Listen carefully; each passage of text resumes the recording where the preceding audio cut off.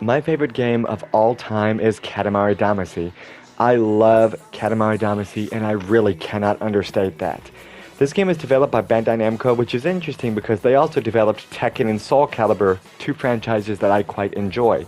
The prince also appears in Tekken 6 as a customizable item for a character, so that's nice.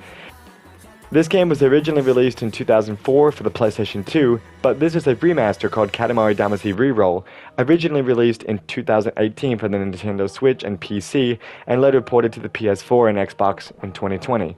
Reroll is basically just the original game with better graphics, and it's in widescreen, so you get stunning 16 by 9, so that's nice. I have fallen in love with other games in the past, but no other game has ever made me feel quite the way that Katamari Damacy has. Even a few years later, I still think about this game on a daily basis. I still listen to the soundtrack almost every day. No game has ever had such an impact on me until the prince rolled his way into my heart. The basic premise of Katamari Damacy is simple. Your father, the king of all cosmos, accidentally destroys the entire night sky, including the stars and moon, and you, playing as the prince of all cosmos, must roll around a massive adhesive ball known as the Katamari to pick up ordinary items to rebuild the night sky. You start with an incredibly small Katamari, sometimes even smaller than a mouse, and then eventually you roll up the entire world. It's a unique concept for a game that is simple, yet engaging.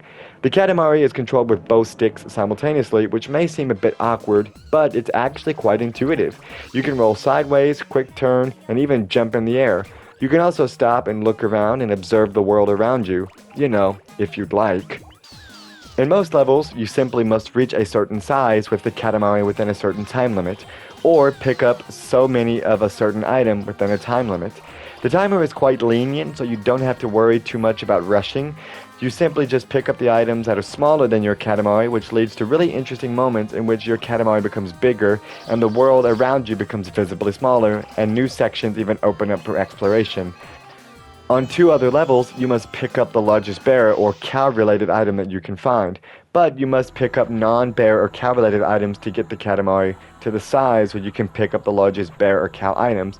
But it's worth noting that the game doesn't really punish you if you don't do well on those levels, which is nice. The king has a little bit of forgiveness, I suppose. There's also a bonus level at the end, in which you try to make the Katamari exactly 10 meters in size. But the game doesn't tell you how large it is, so you basically have to go from memory and just feel. It's quite interesting. The king basically just drops you down to the earth and says, you have to get this size within 7 minutes of Earth time, and you simply just roll around. And also he brings you right back to Earth, just like he drops you down to Earth via the Royal Rainbow. The levels are quite short in this game, and the longest level is the final level, Make the Moon, which lasts about 25 minutes. Really, the whole game is quite short. You can finish it in about 4 hours. But if you'd like, you can go back and replay the levels to collect all the gifts, cousins, and even unlock the Eternal levels, which allows you to replay the 3 main worlds in this game, house, town, and world, with no time limit. And also the music is random, so that's cool. I've always liked the fact that this game is simple and very pick up and play. It isn't very long, but very replayable. I've never thought the game was too short at all, it just felt right. A lot of people think that the game is maybe too short. As I mentioned, you can finish the game in about 4 hours. But due to the replayability of the game and just the idea that you can revisit it almost at any time and just play a couple of levels, the length never really bothered me. The art style of this game is awesome too. It's blocky and quite cartoonish, but it fits the game quite nicely. The music is wonderful too. The music has so much personality and so much character that it's hard not to enjoy it. This game contains some of the most beautiful music I've ever heard a game have, such as my favorite, Cherry Tree Times, Katamari Stars, or even Roll Me In. Lonely Rolling Star is also a standout, and not only is it the most popular song in the game, but it even appears in future Katamari games, similarly to other tracks. And I love how energetic the song Katamari Mambo, Crimson Rose and Gin Tonic, and Katamari on the Rocks are. To be honest, the music is half of the reason why I enjoy this game so much. The music is just fantastic, and it's absolutely one of the best video game soundtracks ever. And it's my personal favorite.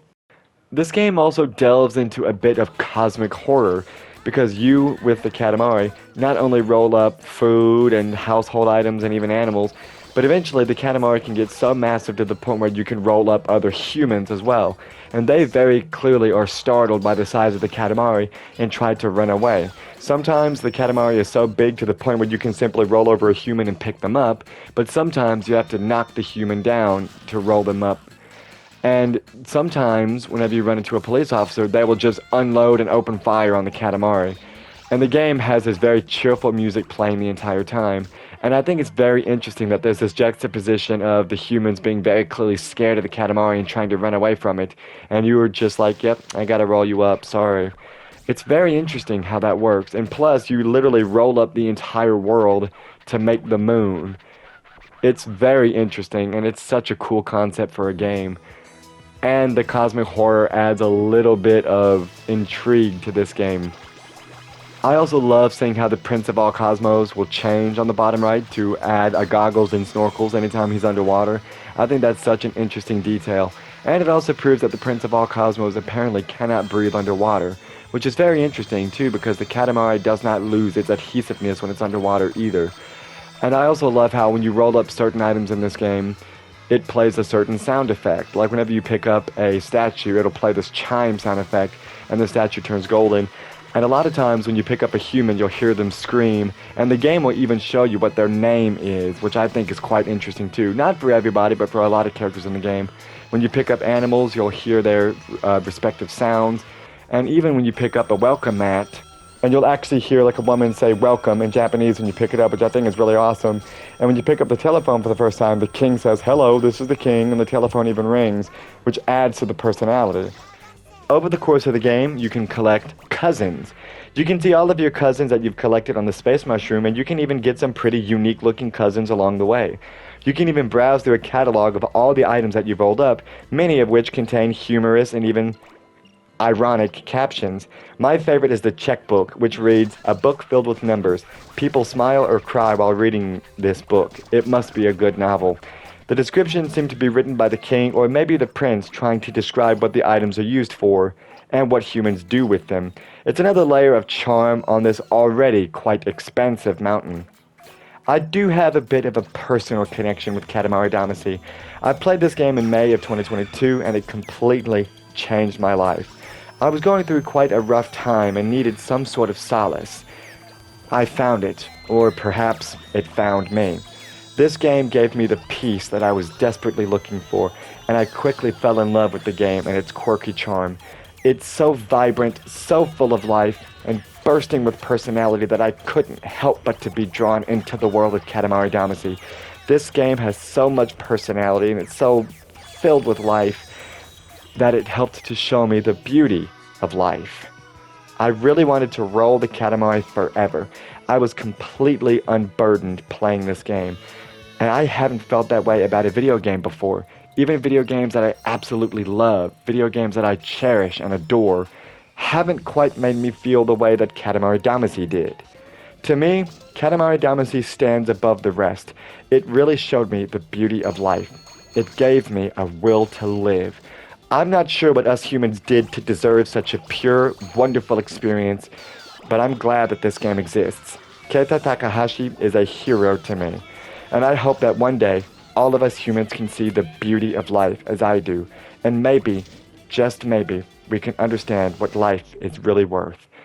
I would also like to formally thank Keita Takahashi as well as the development team of Katamari Damacy for creating such a wonderful experience and giving me such an incredible gift. Katamari Damacy showed me that life can be beautiful. And wouldn't you know that this all came from a quirky Japanese game about rolling an adhesive ball around a city and even the entire world? It's funny how life works, but perhaps that's the beauty of art. An obscure game that not very many people have ever played is a very important piece of art to me personally. I just hope that perhaps one day I can create something that also makes somebody else feel this same way that Katamari Damacy has made me feel. I sincerely hope that I will be able to achieve that in this life. Once Upon a Katamari comes out in just a couple of days, at the time of this recording at least, and I'm very eagerly anticipating the release of that game. I went back and replayed Katamari Damacy for like the 16th time, and I also would like to go back and play We Love Katamari just because that game is fantastic too. I'm really glad that the Katamari franchise is still around, still alive, and still kicking. Once Upon a Katamari, if I'm not mistaken, is the first new Katamari game in 14 years. Of course, the last 5 years or so, we've gotten two really fantastic remasters of the original two Katamari games, Katamari Damacy and We Love Katamari. And I'm very glad that these remasters were at least successful enough to warrant a brand new game. I really hope the new game is a huge success because I'd like to see more stuff from Katamari Damacy in the future. The Prince, despite the fact that he doesn't say anything throughout the entire game, is such a likable character simply because he rolled around the Katamari that I think it would be a shame if nothing else comes out of Katamari in the future. I personally would not mind to get other Katamari remasters as well, but given the current trend of remastering basically every single game under the sun that has come into fruition in the last 10 years, a lot of people are probably going to prefer a new game over a remaster, but to tell you the truth, this new game that we're getting, it's wonderful in the first place. And if you're wondering, yes, the Katamari is so massive that basically I've rolled up the entire world. And look at that, I've got an entire rainbow, and those are probably mountains and islands and land masses just in general. Now, of course, you do have to use a little bit of the imagination in this game, which in my opinion is part of the wonderful art style. And those angels floating around the Katamari just signify that the Katamari has gotten so big to the point where I have unlocked the eternal level, which allows me to replay it without a time limit, which is nice. It's very laid back and casual. And there's the king sending the moon back into the sky. The King of All Cosmos is a great character too. He's very bossy, and he's like, okay, go down there and do it. Yeah, mine would have been way cooler, but yeah, whatever, little prince.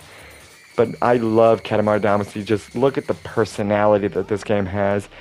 And once you get to the credits, you do get to roll up basically every country on the earth with a really wonderful song that talks about the unity of humanity and loving as opposed to destroying. Because as you know, love has created far more than hate will ever destroy. And then you get to roll up a Katamari across the entire town and cause humans to flee because they're afraid of you. Once you finish the game, you do unlock the Moon Memorial, which allows you to revisit any of the songs in the game, which I think is awesome that there's like a built-in jukebox. You can view the constellations, you can also rewatch any of the cutscenes in the game if you would like, and this game allows you to replay any of the levels whenever you want just by going over to the Earth, so I think that's really wonderful too. I love Katamari Damacy. I love this game more than any other game I've ever played. It showed me that life can be beautiful. This is my favorite video game of all time. Bandai Namco, Keita Takahashi, and by extension, the development team really gave us a gift. To quote the song Cherry Tree Times, now you and I think, because we've grown, if even just a little, we want that time where we feel joy from small things. Katamari Damacy is a 10 out of 10.